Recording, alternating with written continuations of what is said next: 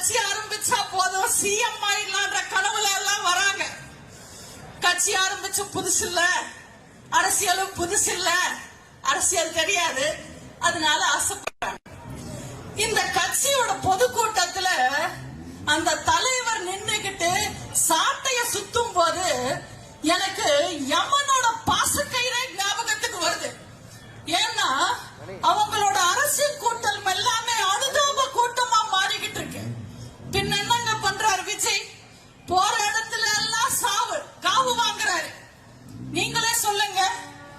ஒவ்வொரு கூட்டமா போட்டு ஊரூரா போய் சொந்த ரசிகர்களையும் தொண்டர்களையும் சாகடிக்கிறதுக்கு இவர் எதுக்காக கட்சி ஆரம்பிக்கணும்?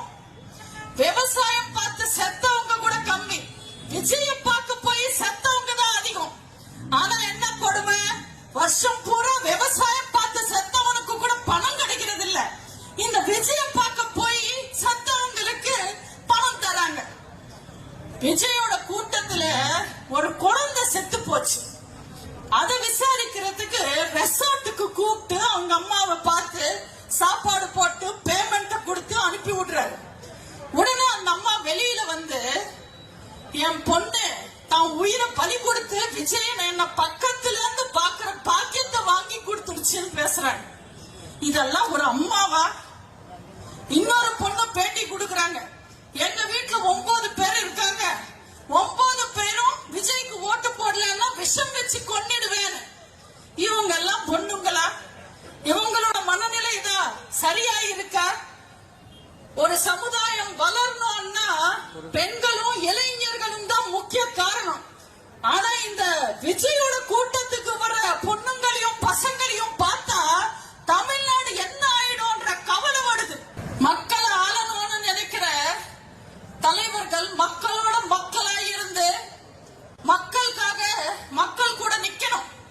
ஆனா விஜய் அவர் நிக்கிற வேன்ல 10 பவுன்சர்ஸோட நிக்கிறாங்க. கீழே நிக்கிற தொண்டர்களுக்கும் தண்ணியும் கிடையாது, பாதுகாப்பும் கிடையாது, ஒன்னும் கிடையாது. தனக்காக செத்தவங்களை போய் பார்க்காத ஒரு தலைவர் அல்ல தலைவரா? கரூர் சம்பவத்துல மட்டும் விஜய காப்பாத்த புரிஞ்சுக்கிட்டு அது அரசியலாக்காம ஆதரவா நம்ம அண்ணன் எடப்பாடியார் பேசலன்னா விஜயோட ஜனநாயகம் படம் மட்டும் இல்ல, விஜயே வெளியில வந்திருக்க மாட்டார். வாப்பா வெளியில வா, மக்களை பாரு, மக்கள் கிட்ட பேசு, மக்களை சந்திச்சு பாருன்னு சொன்னா இவங்க எல்லாம் என்ன வெளியில வர சொல்றாங்க. நான் வரமாட்டேன்னு வீடியோ கால் அரசியல் பண்ணிக்கிட்டு இருக்காரு.